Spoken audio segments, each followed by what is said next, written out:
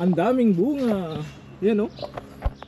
Yan na. Tapos meron pa dito bunga. Mahaba ito mga katunying. Ay sayang, naipit. Yan o. Oh. Gagawin natin yung bubong na ng ating manok, dahil manok at pato. Dahil nga sa nangyari kahapon na nabasagan tayo ng itlog. Ay, nabasagan tayo ng itlog. Nabasag yung isang itlog ng manok natin, ay ng pato natin.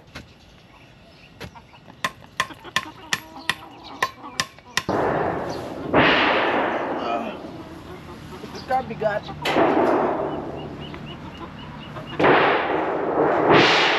Finished product yan.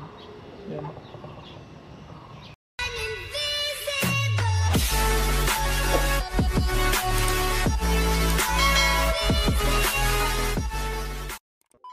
Good morning mga katunying. Another day, another vlog. At syempre, welcome back sa ating YouTube channel.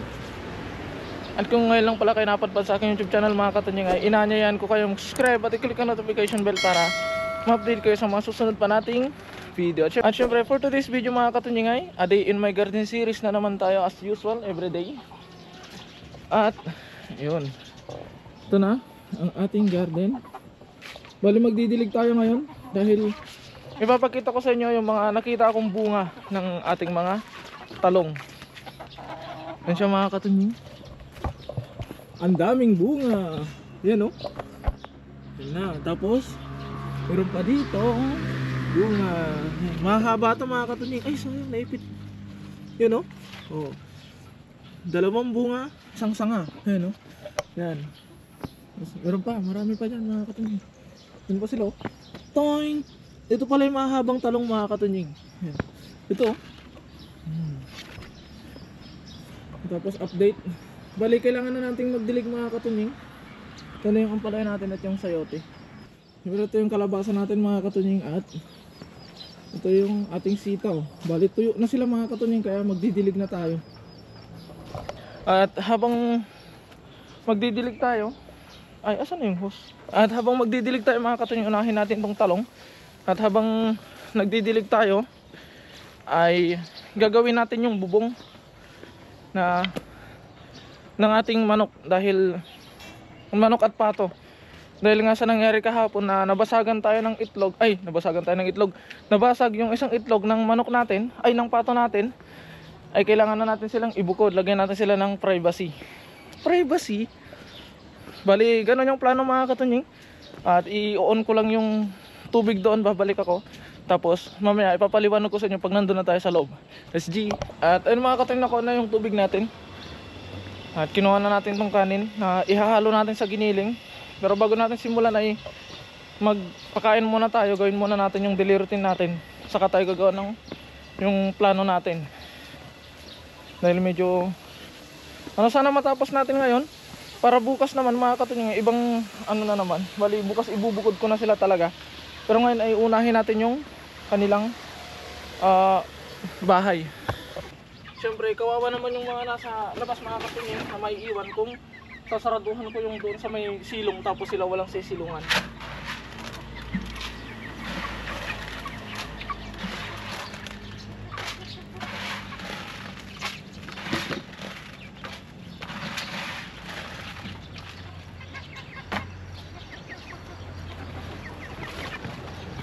Bibilisan na natin ang pagpapakain sa kanila.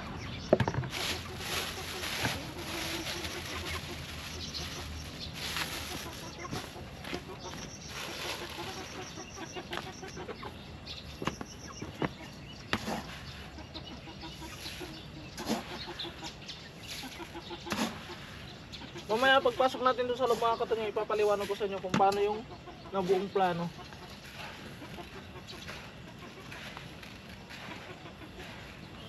Dahil para hindi masayang itlog, ay kailangan nating dahil nasayang na yung isa. Ay hindi naman nasayang kasi niluto ko mga katunying yung nabasag na itlog kahapon. Kaya siyempre para makapagparami tayo ng pato ay nagawa natin ang paraan. Pasok na natin ito mga katunying. Dito. Dito yun.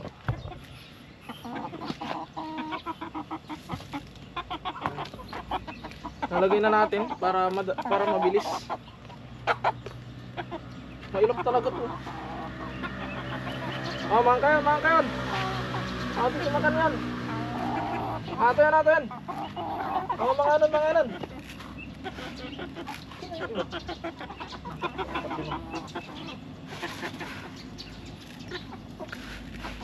Manganon, tudon na dapat tayo kamita.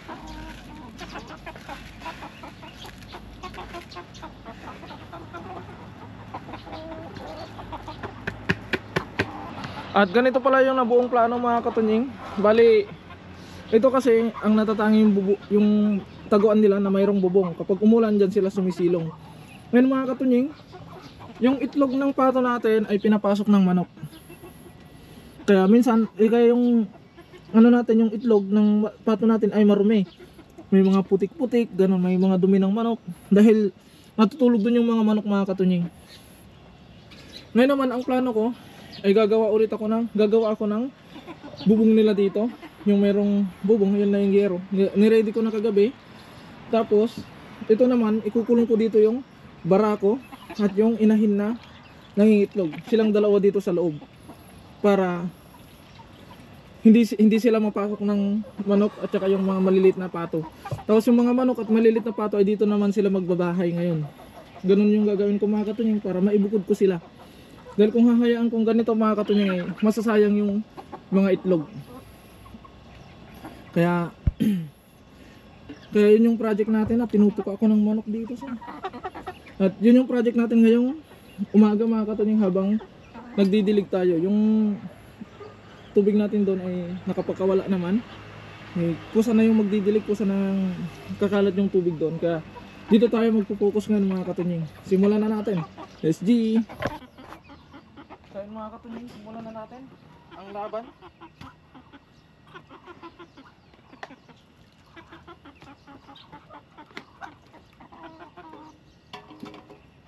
Bali dito ko para tayo pupwesto.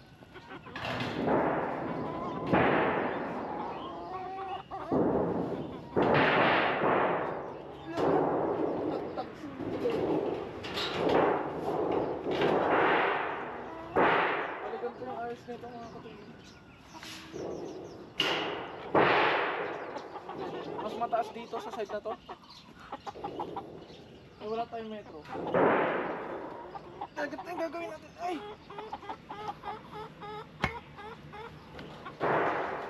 Sumagit na.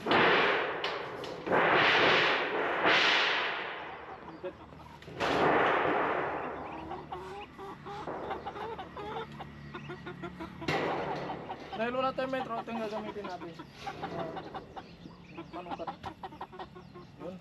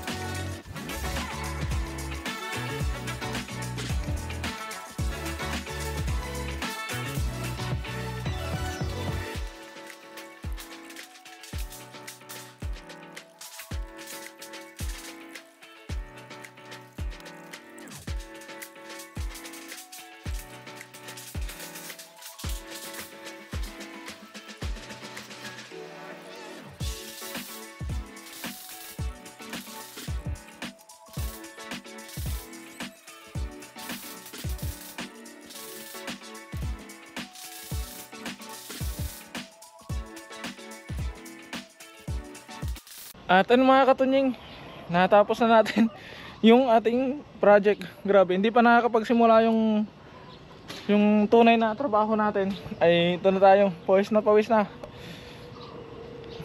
Tapos ito yung product, ay ito yung product, finished product yan. Yan. Tapos ang gagawin ko dito mga katunying, ito na namang nilipat kong lupa, ibabalik ko doon kasi idudugtong ko sana dito sa ano na to, bahay na to. Kaso magiging sagabal yung poste na yon. Dahil hindi ko naman pwedeng gupitin tong yero. Dahil wala tayong panggupit. Kung kapag hindi ko naman siya gugupitin, tapos dito ko siya sasalpak mga katunying, magiging sagabal yon, magiging may awang doon sa dulo doon, ay sa gitna. Kaya dito ko na lang siya inilagay para isang poste lang yung gagamitin natin, makatipid tayo sa tabla. Dahil wala tayong gaanong tabla. Pero okay naman na siya. Bali gumagalaw, pag gumalaw ay galaw lahat. Tapos tapos ano lang naman mga katunying, mga manok tsaka pato, yung sisilong. Bali itong tinambak ko dito, ililipat ko na lang dito mga katunying. Pero hindi na muna ngayon dahil ano pa lang, limitado lang yung oras natin. Kaya ang gagawin natin ay at least natapos natin yung ating target ngayong araw o ngayong umaga bago tayo pumasok sa trabaho. Para bukas ay ililipat natin yung ating ikukulong na natin yung barako at saka yung isang inahin doon. At yung mga matitira dito sa labas ay dito na sila sisilong. Bali pag ano pala mga katunying, pag may time ay hahakutin ko na to dito. Ipupurwak, itatapon. Ihagis ko lang naman yung mga lupa dito sa part na to para tumas ng konti. Tapos kung kulang pa, ikukuha tayo dun sa labas para itambak natin dito sa part na to. Tapos aayusin natin yung itlogan. Bali sa susunod natin na project, baka bukas mga katunying, ay dito naman tayo magpo-focus sa itong part na to. Kukulong na natin sila. Tapos lalagyan din natin sila ng sariling kainan, sariling tubigan. Tapos dalawa lang silang nandyan para hindi napapasok ng manok at saka yung maliliit na pato yung itlogan doon. Dahil nadudumihan yung itlog mga katunying. Kaya at least meron na tayo natapos ngayong araw. Kaya ayun mga katunying, hanggang dito na lamang muna ang update dito sa ating munting garden dahil may limit lang yung oras natin. Ang mahalaga ay may natapos tayo kahit papano. Araw-araw tayong ganito dito sa garden mga katunying. Kaya sana wag po kayo magsasawang subaybayan po ako at ng aking mga nakakasama. Mag-iingat po palagi mga katunying and God bless po. Bye bye.